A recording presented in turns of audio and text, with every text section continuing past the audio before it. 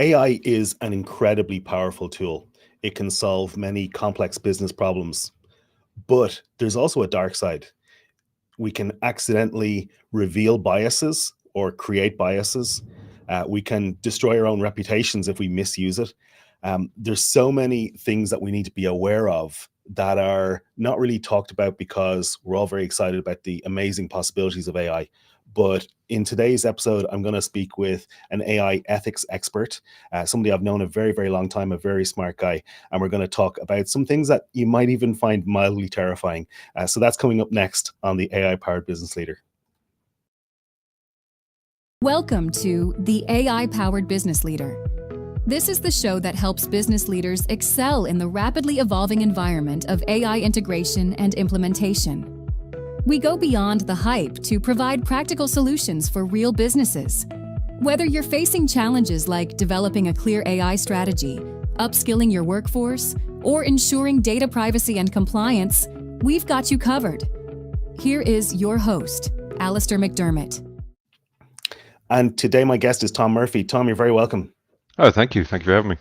So just for context, I was trying to do the maths. I think I've known you for about 28, 29 years now, which is... It would be around that time, yeah. Which is a bit mad.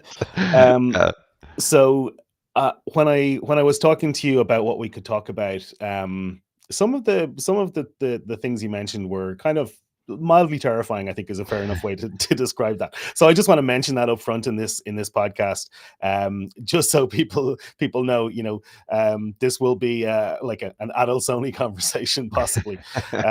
So that with that out of the way, let's just talk about AI and ethics and biases and that kind of dark side that we mentioned. Can you just give me kind of like a general introduction to that topic so people know what we're talking about? Oh, sure. I always put a content warning on all of my talks, and I say, look, because this is about bias and ethics, and we by necessity have to talk about topics that are problematic, that are difficult.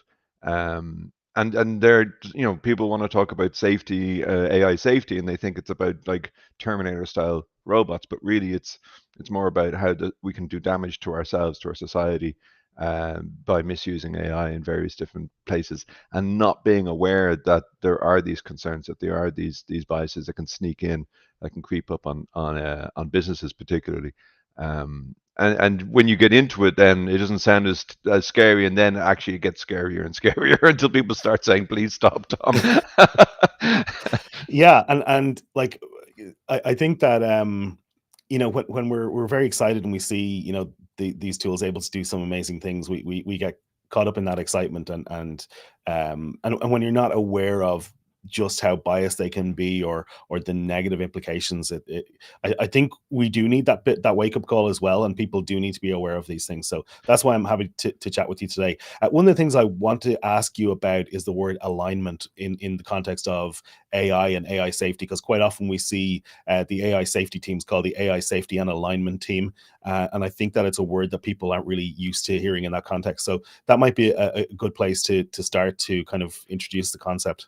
Sure, yeah, and alignment is really just, is the AI intending to do the thing that we think it's intending to do?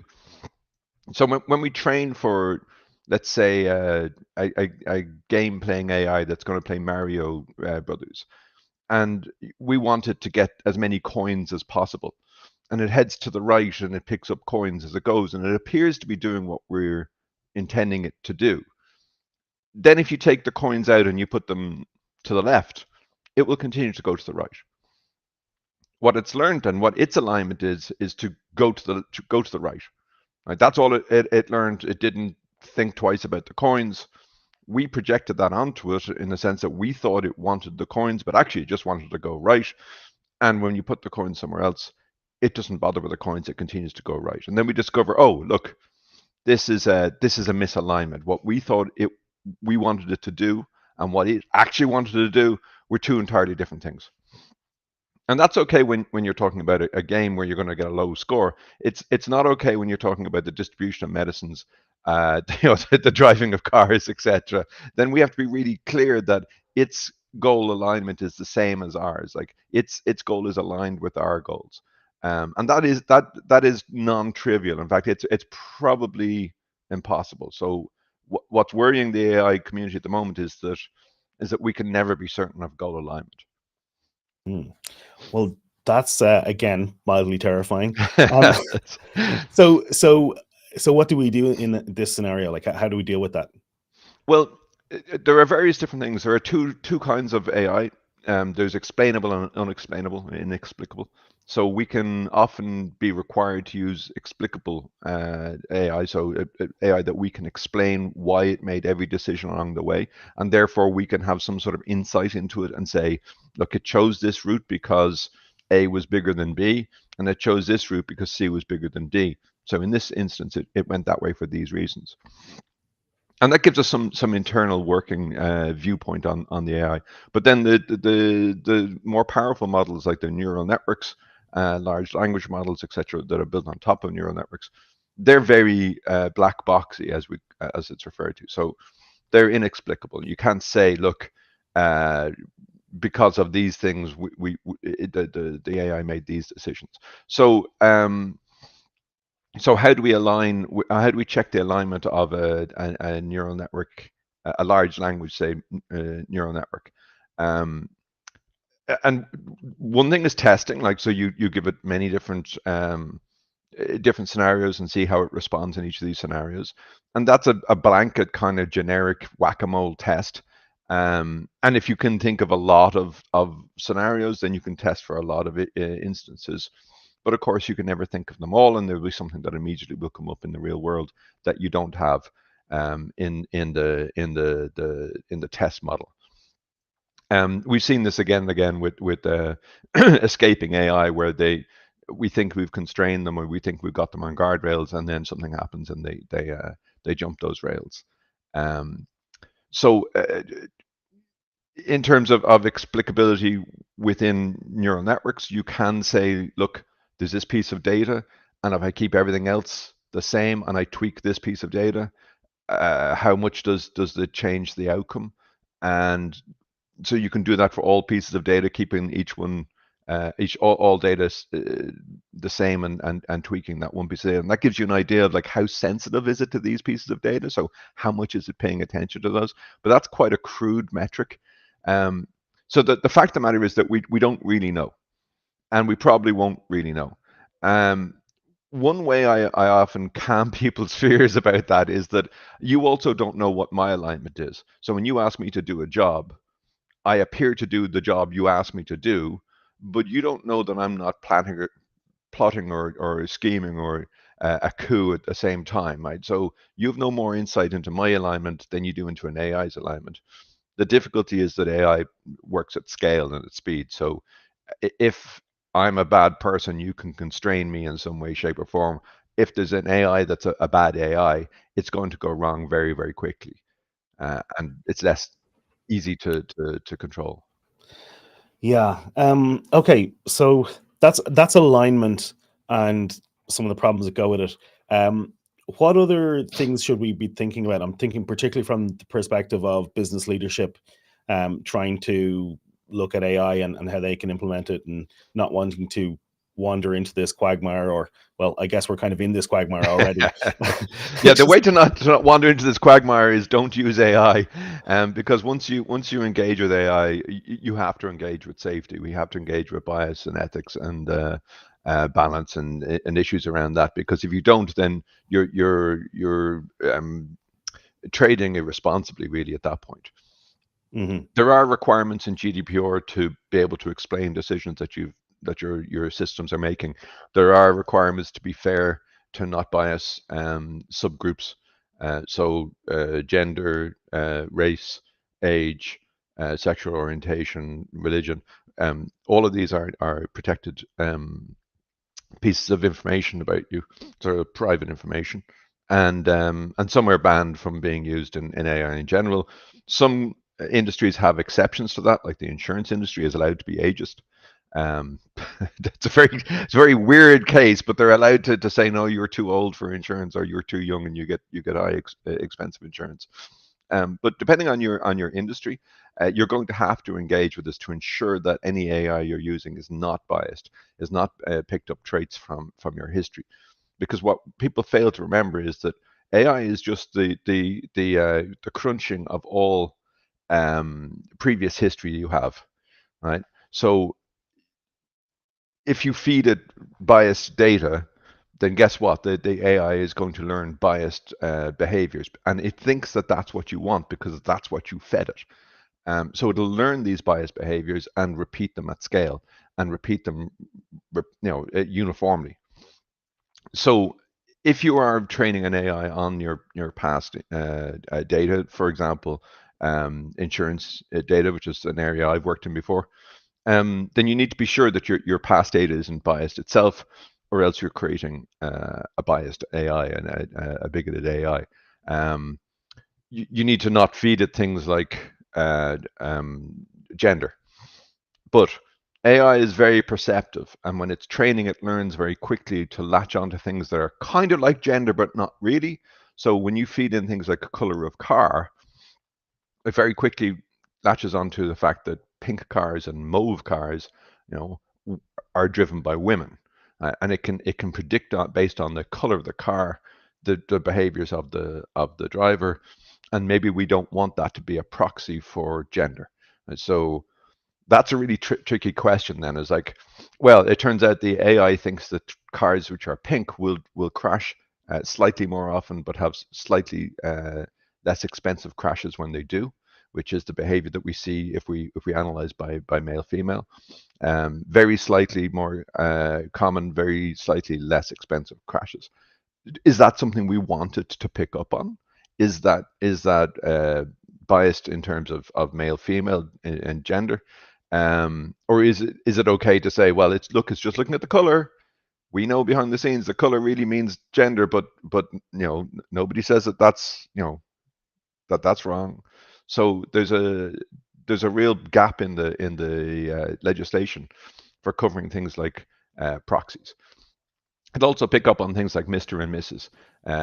When we feed in the prenom, it picks up on that, so we have to isolate those out and not put in Mr. and Mrs. We just put in married. Married makes a difference as well. So we want to keep the married bit, but not the gender bit. We're allowed to use the married data, but not the gender data. So Right. yeah, so it's really easy for them to become quite biased over time if they're fed biased data. So if what you're feeding into it is biased data. So I'm just thinking other proxies. So postcode, for example, could be a proxy either for income or for race. All sorts of Very much so, yes. other kind of proxies that we could have in our data. Let's bring this back to again to that business perspective. So what does this mean? Why is this important, and what does this mean in terms of how we approach using these systems? So what it means is that you have to test to see that your installation of an AI is not doing anything like this. You have to be ensured that you have run at least a modicum of testing for subgroups. So you test everybody who a profile which is one gender, and then keep exactly the same, change the gender, ensure that these people are not being treated differently or significantly differently across a range of tests. So that's for you to ensure for yourselves that your AI is not doing something crazy when it gets down to specific subgroups. And that might be a combination of things. One of the examples I use is because people say to us, oh, well, why don't we just feed it an unbiased data set? Like let's just give the AI, let's train it on proper pure data. We'll data engineer a training set that's perfect, and that's fine. Okay, so we do that, and let's say it's on something like facial recognition. You've got a business that's working on AI in the home, right, or some sort of home automation. It's a big area at the moment, and you've got a business leader who wants to put AI into this and recognize people's faces, etc. A very common use case now for AI. But so you feed it a data set which is perfectly balanced in terms of diversity. So it has the right number of Caucasian, Black, Mexican, Asian men and women of varying types and body sizes, etc. You diligently manage that, and you train on that, and you tell the AI, get better at recognizing people's faces. That's your instruction for your alignment. So it does it, and it trains. But you train multiple AI because that's how you train AI. Is that you repeatedly train until it improves, and often various different kinds of AI. And suppose one of those AI decides that, hey, or discovers that if I throw away all the data relating to Asian women of color, right? It's a very small subset of the data set, but it's difficult for the AI to get it to train on, to get a proper read on them. And it finds that, oh, if I just completely ignore these people and not attempt to identify them at all, I lose 0.5% of the data set, but I'll get 3% better at the main chunk of the data set, say Caucasian men and women. So the AI has done its job. It's better at recognizing people now, and that's what you asked it to do. You said get better at recognizing people, and it did on a perfectly unbiased data set. So here's a case where we handed an AI a perfectly good data set. We gave it what seemed like a perfectly reasonable alignment and validation system. And it still became like horribly racist and sexist. Right? So what the hell? How do we stop that, right?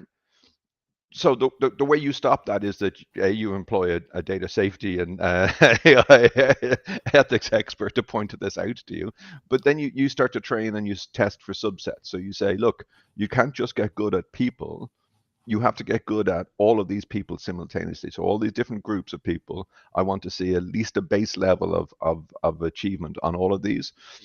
And that raises its own problems, because now you say, well, look, I'll trade you 0.5% off of Black Asian women if I can have 3% more in Caucasian men, right?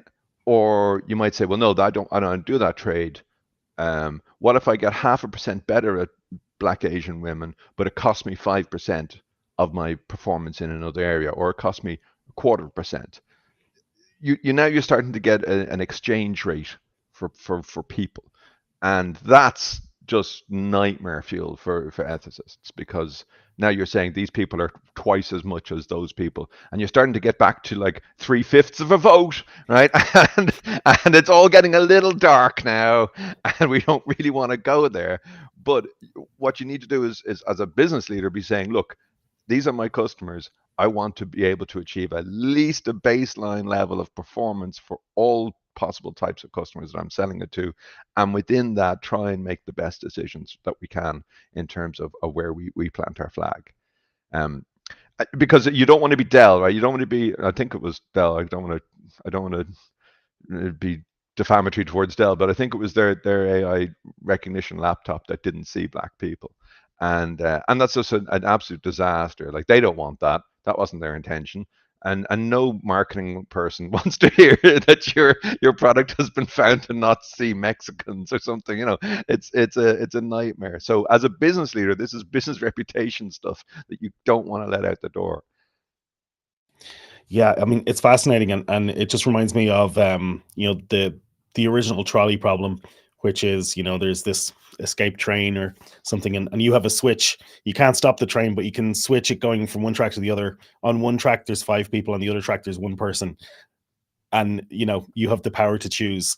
Do you choose the power of 5 over 1? What if the 1 is a child? What if it's an old person? All of these different factors. What if the 5 people are 5 people you don't like? Well, I did this case with I gave a talk in Galway to about 400 data scientists. And I asked them at the start, I said, how many of you consider yourself to make logic-based decisions, like that you make decisions based on your own logic? And almost all of them put their hands up and said yes. And then we went through the trolley problem, etc. And some really fascinating stuff kind of bubbled out of it. But at the end of it, I said, we're back to the 1 person versus 5, but the 1 person is your child or your spouse or your parents. It's somebody who's really close to you in the family. So now what do you do? And almost all of them were like, kill all 5 of them, like toast, just just drive on, like no problem. So I pointed out then to say, well, look, this is you all said at the start that you were, logic based people, and you like to think that you were logical about your decisions, etc. But the truth of the matter is that logic comes into play when emotion has no say in it. Like if emotion doesn't care, emotion looks at it and goes, oh yeah, no, nothing in here for me, I don't care about this. Yeah, logic, you do your thing now. So but a second that emotion goes, hang on, I really like this person, I'm in love with this person, or this is my child. It's like, oh yeah, well, the logic can get lost. Right? We don't care about logic now. So emotion trumps logic. And logic will let emotion will let logic do it, like so long as emotion has no interest in the question, right? Yeah, and that happens repeatedly when I give talks to people. Let's talk. Okay, so let's just talk at a very nuts and bolts level. Mhm. If the listener is a business owner who is saying, I just want to use ChatGPT and get faster at what I'm doing, does what we're talking about apply to them? Yeah, it does, but it depends on their use case. So if it's like, hey, I want you to get ChatGPT to talk to my customers in a support role, and I'll feed it a bunch of documents that I have here, and I'll ask it to learn those documents and get better at responding to questions around those documents, then fine. You're inheriting a lot of the guide rules of ChatGPT in the first place. So they've got an ethics and safety team in there that are looking at this to see, is it doing what it should be doing? If it does something it shouldn't do, it'll jump. There's a kind of a hypervisor will jump in and stop it, and at least it's supposed to. As we've seen recently with Gemini, that doesn't always happen, where the AI told the human that they should go kill themselves and that they were horrible people. So you would expect, though, that with something as matured as ChatGPT, that it is reasonably safe from that point of view. However, you are feeding it a bunch of new documentation as well, and then you're going to let it talk directly to your customers. So anything that talks directly to your customers, you probably want to be sure that it's saying the sorts of things that you want it to say. So again, we're back to the alignment problem. Like, is it doing and saying the things I want it to do and say with my voice? Because you're putting a logo over it, you're telling people it represents your company, and now it's speaking directly to your customers. That's not something you want to have happen without review. So you need to go in and again run some tests. Like suppose you say that you're from Alabama, you don't want it to suddenly presume that you're black, right? Which is a problem I've run in with Copilot and Microsoft Copilot.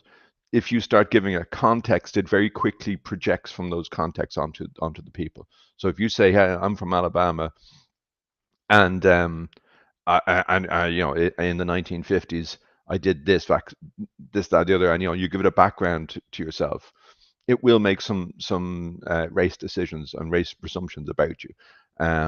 So you want to be sure that if this is important to you in your business case, in your use case, that you're testing for these sorts of responses, and that it's not going off the rails or doing anything. With something like ChatGPT, because you're in a constraint, already pre-trained AI with a safety team who are checking it, you're probably fine. You should still check, but you can rely on a certain amount of their work to already have been done. And if it does go completely mad or something, you've got a news article you can write about it. But that's not really what you want. So you want to test this system and make sure that it's speaking with your voice what you want it to say. Mm-hmm. And then if we go to next, so one use case there is using ChatGPT, and you're using it as a business owner. You've deployed it to your team. They're all using it as well. Mm-hmm. What do we tell our staff about this? Like how do we explain this to our staff that this is something to watch out for? Well, first of all, like I said, have an ethicist or a safety person either on board, or at least come and talk to your staff about it, because it is a dedicated area where you need to talk about, well, all the little possible things that could go wrong that you need to be aware of, and it'll depend on the business case. In terms of staff get very concerned about AI because they think it's going to take their jobs. And what you want to tell them is, look, this is a sidekick. And I very much like this kind of approach that we seem to be trending towards, of co-pilot and sidekicks, etc. Because what we need is in the ethics community, we call it person in the loop, right? So you're not having an AI making a decision based solely on its own internal decision making processes. It's coming to the human and going, you've given me this task, I've done it, here's my output. Is this okay, human? Like, have I been a good AI? Am I a good Bing? Like, you are a bad human, I am a good Bing, right? So that's a much better way of installing AI, is having human in the loop and having it check it. The human needs to be aware that, hey, you know what, you need to think about these things. They should probably be doing that anyway. If their coworker is bringing them a piece of work and it always seems to refuse female pilots or drivers, or that should be ringing some bells as well. Like, this isn't wholly an AI problem. It is something where you are required by law to make sure that you're not being biased against these subgroups. So I would love to say you should use the same practices that you use for your colleagues and your human workers that you do for your AI, but they may also be quite poor. So maybe improve your reviews of those sorts of things and apply them to AI as well. Are there any other practical steps a business leader or small business should be taking when they're looking at this? I mean, it depends. If you're building your own AI from scratch, then you're really into the deep waters, right? So my previous company, we built AI for fraud.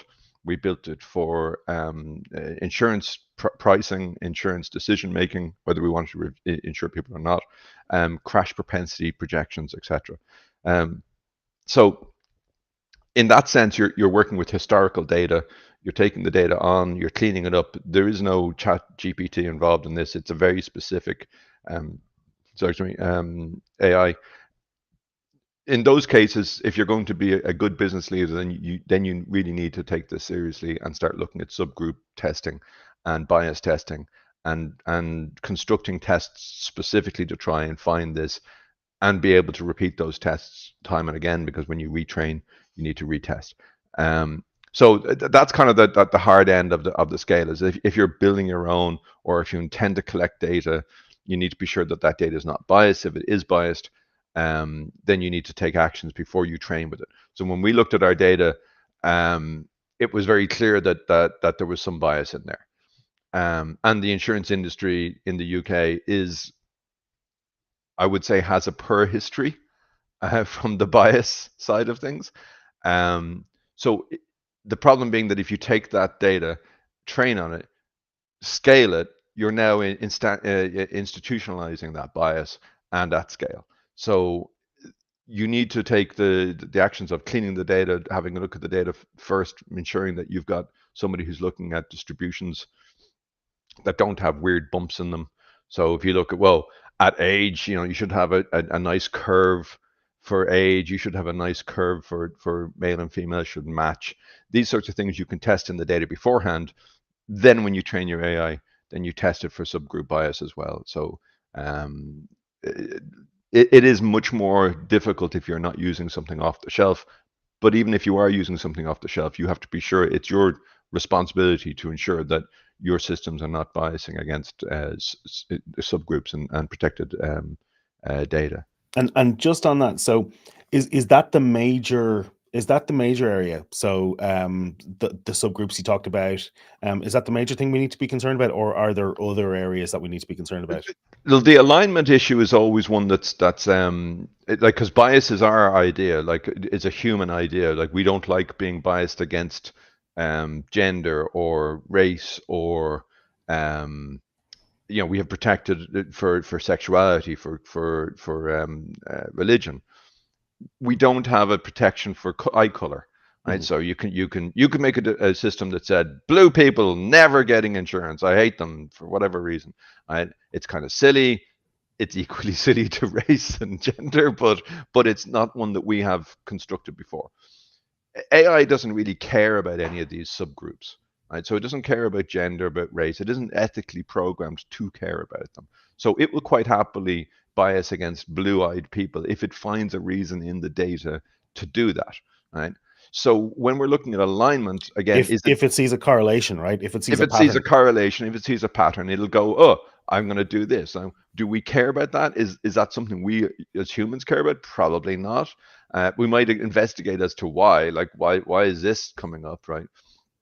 And but it's not a concern to us. What would be a concern is if its alignment is off. So if what it turns out it's doing is something that we don't want it to do, or it has learned something that we don't want it to learn. A classic example of that was when the American military, they're targeting AI for tanks. They showed them tanks. These are Russian tanks. These are bad ones. These are American tanks in silhouettes. These are good ones, right? So and they had it learn these and they tested against it and it was fine. When they went into production, like when they went to actually physically testing it, it went haywire and it did not identify tanks at all. What it transpired was that they had shown them tanks that they had photographed in Texas of American tanks, which all blue sky backgrounds. And the tanks that they had pictures of from Russia were all gray skies, dark skies backgrounds. And what the AI had learned is blue sky, no shooty, gray sky shooty. So which is perfectly reasonable. It was getting them right because it was identifying something that we thought it was, but actually it wasn't. It had learned something else entirely, and our test was still showing us, oh look, it's still getting it right. It's still identifying the American tanks. And it's still identifying the Russian tanks correctly, but actually it's not. And when it got into the real world, it just went completely haywire, and it would just shoot or not shoot at things that whether depending on the weather. So this is alignment problem. This is AI safety, and these are the sorts of things that you need to kind of think about if you're going to train your own AIs and release them into the wild. Is that the wild is called the wild for a reason. Is there anything that has really caught you by surprise? Any kind of dilemmas or every day, like every day we'd be like, what's it doing now? Stop it, turn it off. There are various different things. I mean, sometimes you would find something in the data that you just wouldn't think would be predictive, and it is.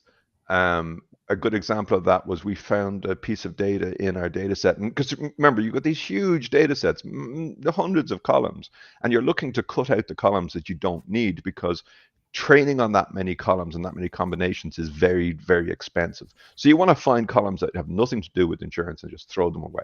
But you need to be careful because you're biasing your data already yourself. And one of these columns was, has jewelry insured in-house? And we were like, right, that's great. We can test for that. That's bound to be useless. And when we tested for it, we actually found it was predictive of car crash. And we sat there and went, why would this be predictive of car crash? The jewelry in the safe isn't driving the car. Right? But it makes sense. People who have to declare insurance reasons their jewelry inside their house have jewelry of, I think it's north of £10,000 is the limit, or £2,000 worth of jewelry. So people who have lots of jewelry are slightly higher risk of having car crashes. People who have lots of jewelry are wealthy individuals who perhaps pay less attention to the law, or perhaps think it applies slightly less to them. Right? So they maybe run that yellow light just that little bit more often, and it's a tiny fraction, but multiply by 100 million records of data, and you get a small predictive bump. And of course, we're looking for those small predictive bumps. So we sat there and went, oh, this is just weird. When it found the Mr. and Mrs. thing, we were like, why is it listening to prenome? Like, I can understand doctor and lawyer and stuff. They would make sense, but we've got very few of those. And then, of course, it was like, oh, well, it's getting gender from Mr. and Mrs. So every day we would sit there and test for stuff and see what it's doing. Just is it going to ever train? Like, is it ever going to stop training? Is another good question. So from a safety point of view, I mean, yeah, postcode was a big problem. Like there are postcodes in the UK that it does not like and does not want. And then you have to say, well, is that because there's a lot of crime there? Is that because there's a lot of theft? Is that because it's a bad area of roads? Is that because it's learned gender, or sorry, learned race issues? Is it the postcode at all, or has it just associated the postcode with people being turned down? So people were being turned down previously, and in the UK, back in the 80s and 90s, there was a horrible saying of never insure somebody whose name began and ended with a vowel, which is code for racist bigotry. So if this is built into the data, then and you learn off of this, then it isn't the postcode. It's just learned the postcode as a proxy for this sort of racism. So these are things that they're difficult questions to answer, because maybe it's a mixture of all of these things. Maybe it's racist, but maybe also this area has bad roads. Maybe it's racist, but maybe this area also has a lot of cul-de-sacs, or has a higher propensity for car theft. Like we found that cul-de-sacs and car thefts are related. Thieves don't like to steal cars where there's a lot of cul-de-sacs, because they don't know how to get out of the estate. So yeah, there's all of these sorts of issues that we would often have to look at each other and go, well, are we, there is no law here, like we're making this up as we go along. Do we feel comfortable doing this? And that was generally what we came down to, was like, are we as a company comfortable doing this? Like, if this was your mum being refused because of this, would you be okay with that? Because there isn't an ethical law to cover these sorts of situations, these sorts of proxies and all of that. So difficult. Yeah, I have a question from a listener or viewer, Jay Tarswell. Hey, Jay. So he asks, how do you work against pushback from the anti-DEI crowd? So DEI is diversity, equity, and inclusion, and DEI and bias go in AI go hand in hand. That's what he's saying. So how do you work against the pushback from that? Do you get that pushback? Yeah, this is a really good question, and it's difficult to answer. And I'm going to be as honest as I can about this. AI can be, like, people say, oh, why don't you just give it a data set without any race information in it or gender information in it? And I've explained how those can become quite racist and quite gender biased, all on their own, So, but the kind of the anti-DEI crowd are saying, oh, just all AI is blind, and we'll just train it on the data. But that in itself can cause issues. A good example of that is there's a drug which works twice as effectively in Caucasian people for skin cancer as it does in people of color. So it's not that it doesn't work for people in color, it's just that it works, it has twice the efficacy in Caucasian people. Now, it's an expensive drug, so it's not possible for like the NHS or the Medicare, Medicaid to buy this for everybody and just blanket cover everyone. So there's decisions to be made as to who distributes, who gets the drug. Like, how do we distribute this drug? And if you leave it to AI and you say, as we normally would, optimize for quality of years of life, so therefore a child will get the drug ahead of a person who's 80 because you've got a predicted 70 years of quality of life. Somebody who's 70 is going to get it ahead of somebody who's 80 for the same reasons. So the typical way we do it with doctors is they try and optimize for quality years of life. We have this problem with organ transplants and donations, etc. Who gets the lung, who gets the kidneys, so in this case, if you just let AI handle that, it will say give all the drugs to the whiteys, right? Just like, there you go, because this is optimizing on quality of life years, right? That's going to save more people, and that's obviously not something we feel comfortable saying. It's like, no, black people don't get this drug now. It's all for white people, right? However, that is the most efficient way to save the highest number of lives, and by giving some of the drugs to the black people, we are actually like kind of punishing the white people. We are saving fewer lives, and overall the system will perform worse. So this is a difficult question, right? Both of these sound like bad ways to go, and AI is being asked to make this decision. Now, what normally happens is the doctors at the end points of all of these consultations, they have a mixture of clients, and they tend to spread it roughly evenly between their mixture of clients, right? Because maybe they have 5 vials of drugs, and they have 3 white people and 2 black people in this particular case, right? Then great, then some of this drug is getting to people of color. But when you centralize this into one AI, that's one AI looking over the landscape and distributing drugs as optimal as possible, and it will improve number of years of life um, saved, then it becomes an issue, because now it will flood the market towards white people only for the drug, and none of this will get to the black people, right? So again, we've got the same kind of problem where you need to go in and say at least some of this has to get to each of these subgroups, because humans want it to be that way. I know we told you different AI, but and you trained properly, you were a good AI, but that's not what we want. We want it to be evenly distributed between people. Now, we don't actually have kind of strong understanding and agreement between ourselves, even as humans. Like, if you could put a human doctor in charge of it, we don't know what to tell that human doctor to do, because some people will say optimize for years blind. Some people will say equal shares between. Some people will say proportional shares based on. We don't have those answers already, so it's a little unfair to say, oh, AI is bad because it doesn't make these decisions well, because we don't know what to train it to. We don't know what to tell it to train to become better at. So it's not really its fault. And these are ethical questions we're going to have to face, like, ourselves. So how do you work against the pushback from the anti-DEI crowd? I think that's not really an AI question. That's a cultural question. It's a social question, where we say, you fight for diversity and inclusion because it makes you a better company. It makes you like non-mono syllabic. There's a word I'm trying to think of. A monoculture is always a bad culture.